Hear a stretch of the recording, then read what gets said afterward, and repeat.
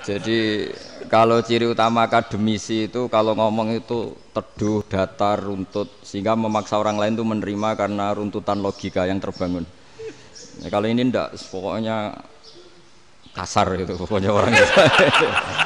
Ini agak lazim, agak dalam dunia ilmu.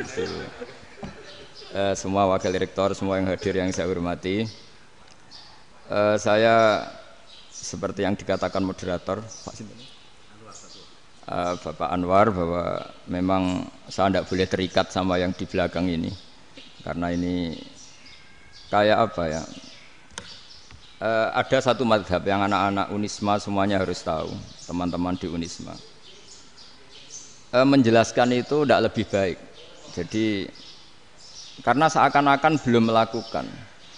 Indonesia itu dulu kedatangan Islam itu tidak pernah dipertentangkan antara Islam dan negara, sehingga diskusi itu sudah salah karena para wali itu tidak pernah mempertentangkan Islam dan keindonesiaan atau kebinekaan.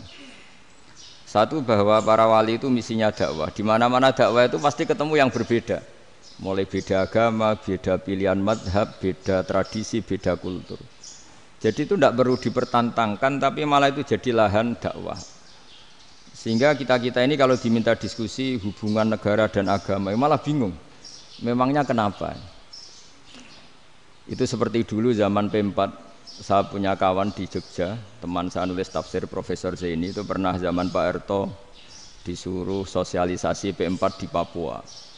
Apa hubungan Pancasila dan UUD 45? Itu orang Papua jawab, hubungannya baik-baik saja, Pak. Jadi yang unik itu ketika disuruh baca Pancasila, 1 Pancasila, 2 ketuhanan yang Maha Esa. Akhirnya 6 kan? Kenapa Pancasila jadi 6? Yang unik itu ketika ditanya, ini saya melihat langsung di TV 7 itu, Indonesiaku itu. Ada anak-anak kecil ditanya, bendera ini milik siapa? Bendera merah putih itu. Jawabannya apa? Milik sekolahan, Pak. Karena memang milik sekolah. Itu yang tanya itu kaget. Milik sekolahan, Pak.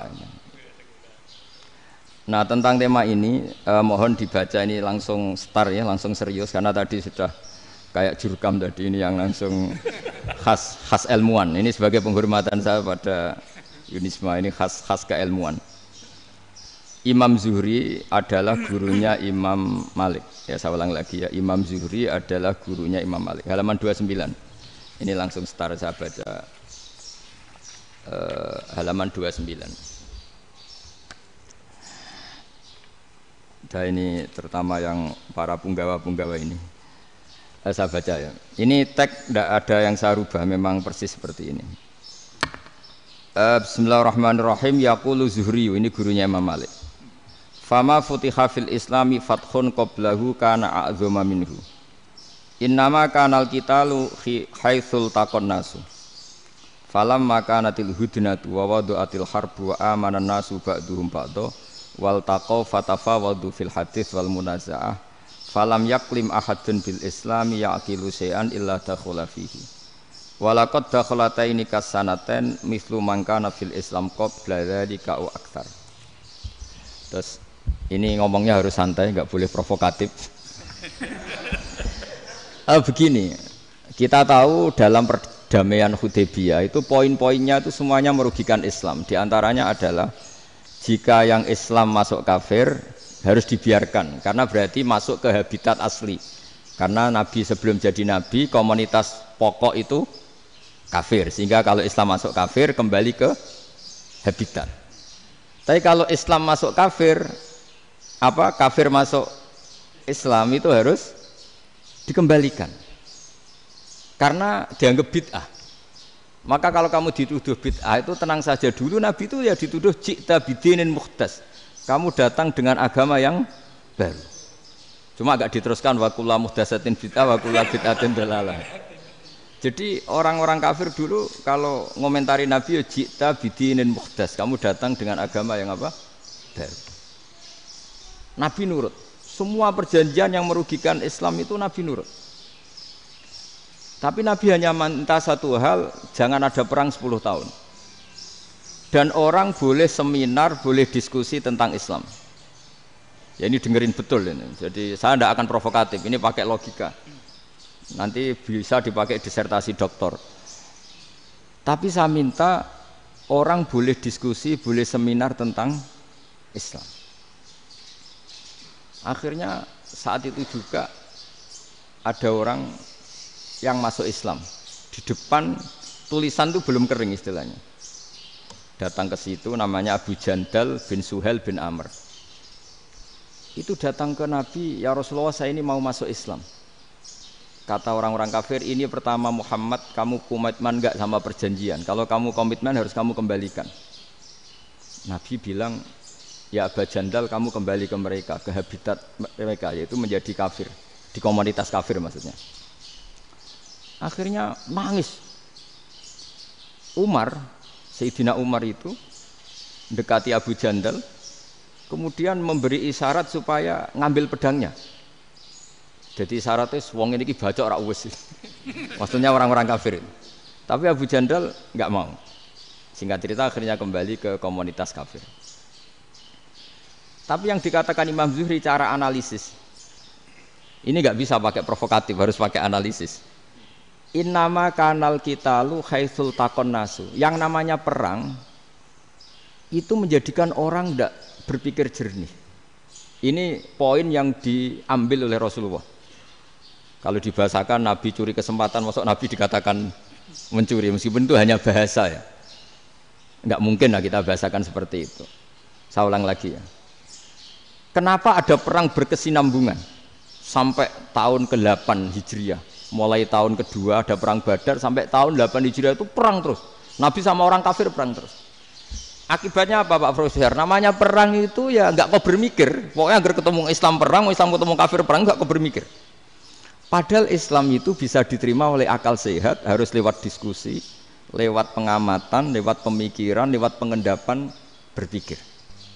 Makanya Nabi tahu ini masalah besar. Kalau orang perang terus, itu gak kober mikir Islam, tidak sempat diskusi tentang Islam. Makanya Nabi hanya minta satu poin. Oke, perjanjian ini saya turutin semua, tapi saya minta orang kafir semuanya boleh mendiskusikan Islam, boleh seminar tentang Islam. Mereka bilang iya, pada pikiran mereka kan diskusi paling piye. Ternyata betul, ada diskusi. Terus temanya gini, kira-kira bener di Muhammad Abu Jahal. Terus Tuhan Muhammad sama Tuhan Abu Jahal itu keren mana? Diskusi. Tuhan Muhammad itu khaliqus samawati wal ardi, yang menciptakan langit bumi. Sebagaimana kampanyenya Muhammad. Ya mereka masih jangkar bilang Muhammad. Kalau Tuhan kita, ya berhala itu yang kita bikin, yang kadang rusak, yang kadang kudanan, terus lemutan, pokoknya terus diskusi. Kita kok bener pengirannya Muhammad. Terus Muhammad Abu Jahal. Mulai dhisik Muhammad itu ratau bodoh nih. Mulai dulu Muhammad tuh gak pernah bohong. Abu Jahal, waduh, wis bodoh nih ngongkonan. Wis ribet kan? Dan semua diskusi itu mengarah ke kebenaran Islam. Wah, akhirnya ngomong kafir sing tokoh-tokohnya cara Jawa yuk. Wah, semane jebule masalah ini kan. Artinya gini, kalau kita ingin Indonesia damai, sebenarnya yang untung itu Islam. Karena Tuhan yang menciptakan langit dan bumi tentu gak akan diperbandingkan atau akan dikalahkan oleh Tuhan yang lahirnya saja sudah di bumi.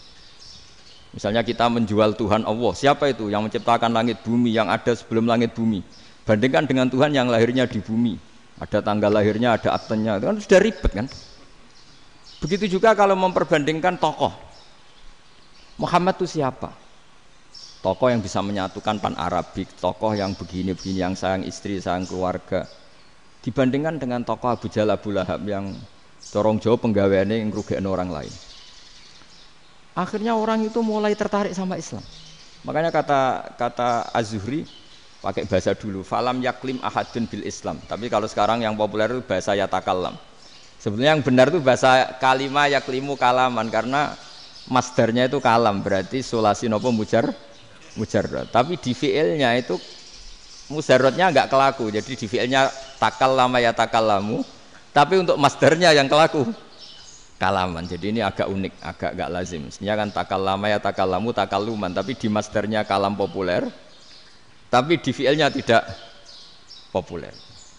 Saya teruskan ya. Ini penting sekali.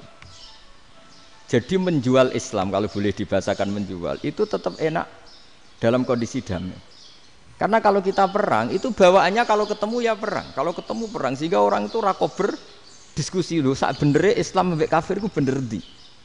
Karena tidak kober diskusi, tidak sempat diskusi, orang yang milih yang kafir. Karena yang mayoritas yang kuat. Sementara Islam zaman itu lemah. Lah Nabi itu yang diminta hudnah, yang penting kita damai. Terus orang boleh mendiskusikan benar mana kita dan mereka.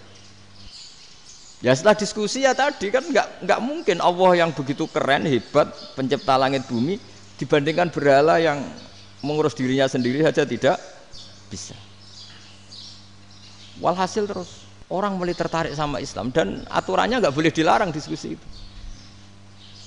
Nah makanya saya pernah ditanya beberapa profesor di Jogja, Gus suatu saat kalau kampus paling keren di Jogja ini ada Islamic Studies kemudian pengajarnya dari berbagai agama, ini riskan nggak bagi Islam? Saya jawab asal yang didiskusikan Islam itu nggak masalah, yang repot itu nak umat Islam.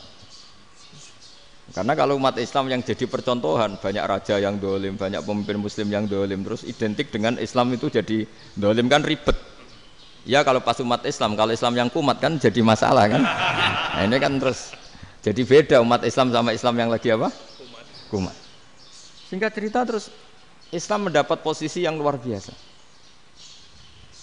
Nah makanya di sini diistilahkan falam makanatil hudnah, ketika ada perdamaian wa amanan nasu ba'dum ba'do, orang merasa aman, itu fatafawadu fil hadis wal munazaah. Mereka berdebat, munazaah itu berdebat. Keren mana konsep Muhammad dengan konsep Abu Jahal? Keren mana konsep Tuhannya Muhammad dengan Tuhan kita? Terus diskusi dan mereka akhirnya ikrar, wah yang benar ya Muhammad lah. Di mana-mana Tuhan tuh ya sebelum langit dan bumi, di mana-mana Tuhan ya punya reputasi menciptakan. Masa Tuhan reputasinya diciptakan kayak berhala dan sebagainya. Ibadah juga gitu. Ibadah wong kafir itu kalau tawaf itu telanjang, ibadah Muhammad santun pakai pakaian. Terus akhirnya mereka mulai tertarik Islam. Sehingga saya lihat di beberapa tafsir, saya memang tidak akan ngomong yang tidak serius, ngergani Unisma ben sawangane pemikir serius. Di Quran itu sampean lihat di tafsir Tobari itu ada ayat bal naqzifu bil haqqi 'alal batil fayadmaghuhu fa idza huwa zahid. Qadzafa itu kalau di kamus tak lihat itu takallama bila dalilin. Qadzafa itu yes pokoknya sekenanya. Artinya gini, kebenaran Islam atau kebenaran hak itu kamu taruh sekenanya saja itu tetap menang. Apalagi kamu taruh secara teratur, kamu taruh sekenanya saja itu tetap menang. Sehingga di sini banyak sahabat yang hidup di Cina. Sekarang juga banyak orang alim yang milih hidup di Amerika, banyak orang alim yang milih hidup di Inggris. Dan mereka pede, percaya diri karena kebenaran itu kamu letakkan di mana saja, itu tetap akan menang, akan menemukan momentum kemenangannya. Misalnya gini, contoh paling gampang. Dulu para peneliti, saya ulang lagi dulu para peneliti itu ya datang kemana-mana, termasuk Ibnu Battuta, termasuk Ibnu Khaldun, ya semua peneliti itu suka neliti. Setelah diteliti, Quran itu satu-satunya kitab suci yang membicarakan sains, misalnya tentang falak, tentang astronomi, tentang asal-usul kejadian manusia, kejadian makhluk. Juga bicara tentang geografi, geologis, semuanya. Sementara kitab lain hanya cerita tentang mawaid wal hikam wal ibar. Jadi diteliti kayak apa, pada akhirnya hak ini yang menang. Bal naqdhifu bil haqqi 'alal batil fayadmaghu fa idza huwa zahid. Saya berkali-kali cerita, ada ulama yang ahli matematika. Ketika ditanya kenapa kamu suka ngajar matematika, sampai muridnya itu ragu, ini guruku mlebu swarga ta ora, penggaweane mulang matematika. Tapi para muridnya bermimpi bahwa Imam Amudi itu disuruh ngajar para malaikat. Dan itu pede betul dia. Kata Allah, ini ulama saya yang iman kepada saya setingkat iman kamu. Jadi malaikat itu tidak mungkin Gusti kita menyaksikan langsung engkau sementara ini di bumi, nggak nyaksikan jenengan. Kenapa bisa sepede dan seyakin itu? Akhirnya Imam Amudi disuruh ngajarin matematika. Jadi Anda kalau profesor itu nanti harus sempat ngajari malaikat, itu baru benar-benar profesor. Jadi nanti di akhirat ngajari siapa? malaikat. Jadi ada seminar yang melibatkan banyak malaikat, narasumbernya itu seorang profesor. Itu ketika kenapa engkau begitu yakin kalau Allah itu Tuhan dan Allah itu Al-Wahidus Shomad. Terus Imam Amudi mulai nulis angka gak beraturan, 2, 3, 4, 5 sampai 1 miliar, 1 triliun, pokoknya gak beraturan. Kata beliau, nisbatus naini wasala sa ila ma la nihayatalaha iku nisbatul far'i ilal asli. Mbok angka sebanyak apapun, 2 dibanding 1 ya far'ul wahid, 3 dibanding 1 ya far'ul wahid, semua angka yang enggak terhingga pun dibanding 1 semuanya far'ul wahid. Semua angka sebanyak apapun itu cabang dari angka 1. Fakullu hadhil awalim far'un minal wahidis shomad, yaitu Allah Subhanahu wa ta'ala. Wakil malaikat tepuk tangan, iya juga. Jadi begitu juga ada ulama itu ahli gambar. Saya dulu ngaji sama Mbah Mun Al-Husunul Hamidiyah, itu kitabnya itu banyak gambarnya. Dan gale gambar yang ngawur betul, mangga ahli gambar. Saya epol, sempurna lele. Semua gambar bangunan, gambar sapi, pokoknya gambar. Ternyata dia menemukan Tuhan itu dari gambar. Gambar serapi ini atau seruwet ini sama. Gambar rapi sama ruwet itu sama kalau dalam pandangan tauhid. Dimulai minan nuqtah al-wahidah. Kowe cek gambar sing rapi, sing indah, cek gambarmu elek. Dimulai dari 1 titik, dan titik ini nuqtatil wujud, yaitu Allah Subhanahu wa ta'ala. Jadi nak cara ahli tauhid gak penting gambare api, menang lomba atau ora penting. Butuhe hadis surah ini gambar baik yang rapi maupun ndak adalah min nuqtah dari 1 titik. Ya, alam raya sebanyak ini mbok gambar mbok ora, cek mulai Mars sampai Jupiter kabeh semua bentuknya yang banyak ini semuanya min nuqtatil wujud, yaitu dari titik wujud, ini kok Allah Subhanahu wa ta'ala. Di sini hebatnya ulama-ulama, mbok dia pengajar matematika, mbok pengajar gambar, semuanya dipakai perangkat untuk tauhid. Ya, itu kan juga bagian dari Islam damai, Islam yang sangat tidak perlu perang untuk orang dipaksa Islam. Enggak perlu provokatif kayak tadi pidatone rektor jenengan tadi. Jadi ciri utama ilmuwan tuh kalau ngomong datar tapi logikanya enggak terbantahkan, itu ciri khas ilmuwan.